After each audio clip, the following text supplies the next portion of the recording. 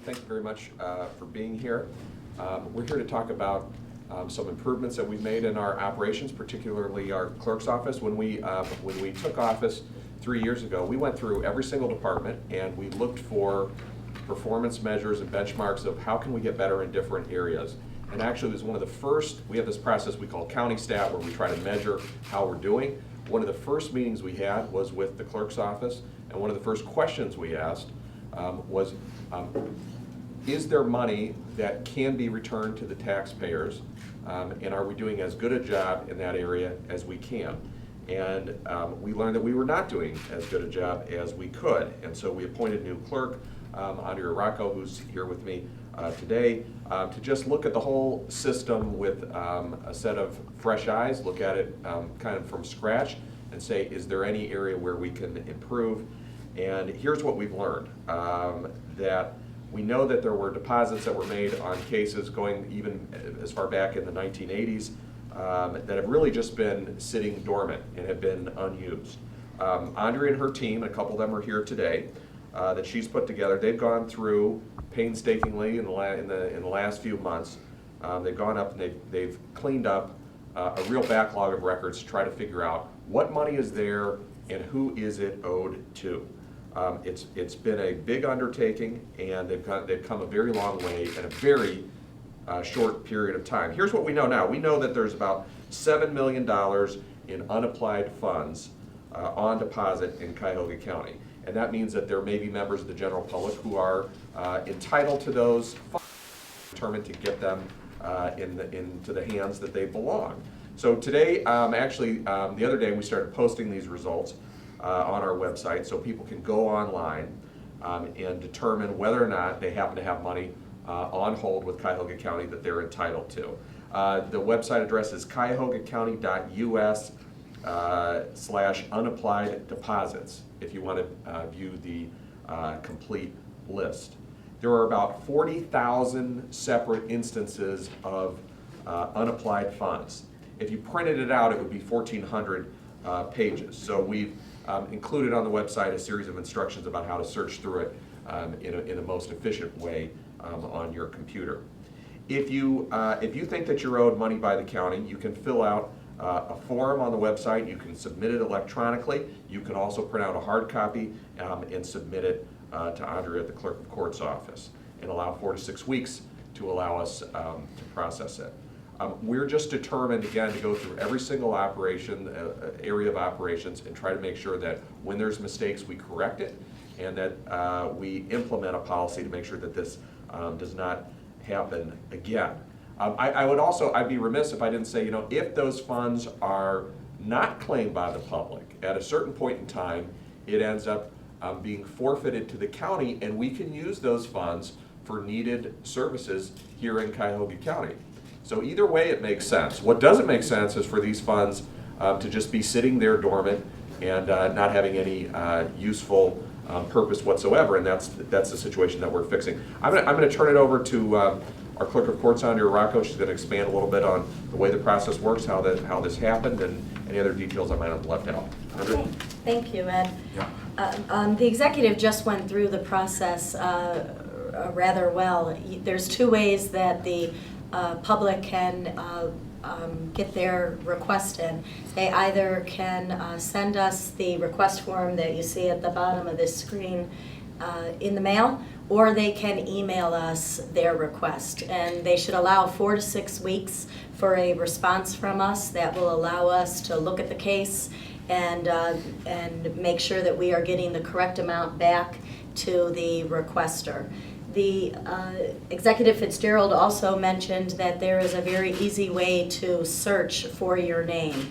You will see over here on the navigation bar under Unapplied Funds, when you hit that in the navigation bar, you will see Attach List. As soon as you include that, you'll see the list, and you'll also see very easy to follow directions to search for your name, along with photo shots of what the screen should look like as you navigate through it.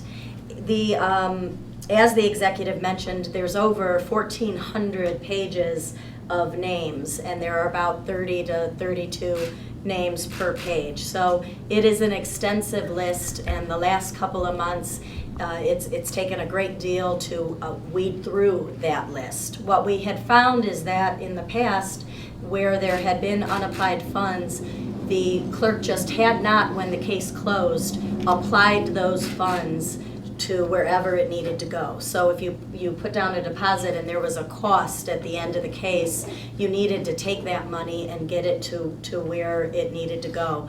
And then after that, the money should be sent back to the person that originally deposited it. As the executive also said, when we learned that this process was in place, a process that really was not reliable or dependable, we changed the procedure. So now, ever since July of 2013, when a case is closed, we are automatically reviewing it. If there is any money owed on it, we are making sure that the money that is legally can be applied to costs is done so, and then a check is cut and sent back to the person that deposited those funds. So this is not an issue that you will see again, at least as long as the procedure that I have put in place under the direction of Executive Fitzgerald is followed.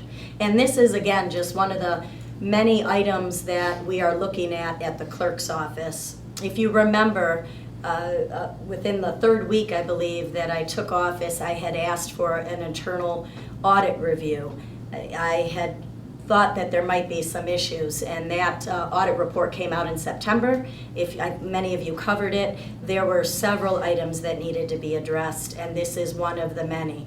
Very happy to say that we got through this extensive, set of records, and that hopefully this money will end up back with the person that first put the deposit down, or that it will eventually make its way to the general fund, and that we can use the money, as the executive said, for services that benefit the taxpayer.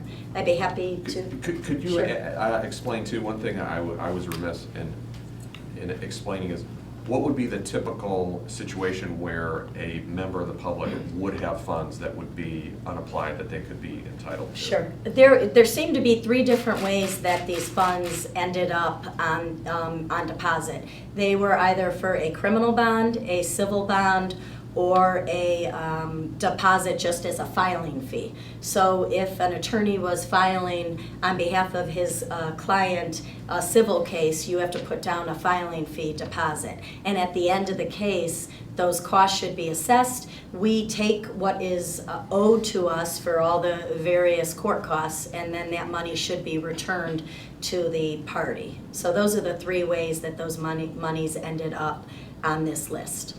But it's always somebody that has had some kind of a court case in the system. Yes, sir, it is. It's always somebody who has had that are involved in the case. Now, with the criminal bond, as some of you know, oftentimes it's family members who will put down that money on behalf of somebody that has been indicted or, and arrested in criminal cases. Any questions for anybody? Is there any time limit? You said if they don't. Yes. What is the time limit if they don't, and then they cannot get it after that? Okay, so right now that list has been filed not only online, but there are copies of it in paper format on the first floor and the second floor of my office. On the 31st day, pursuant to the statute, all of those cases that have not been returned yet will move to the county treasury. But those monies are held for 5 years. So a person will have 5 years to make their claim for money. And then after that 5-year mark, the money then moves to the general fund and can be used accordingly. Any other questions? Thank you for coming. Thank you. Appreciate it.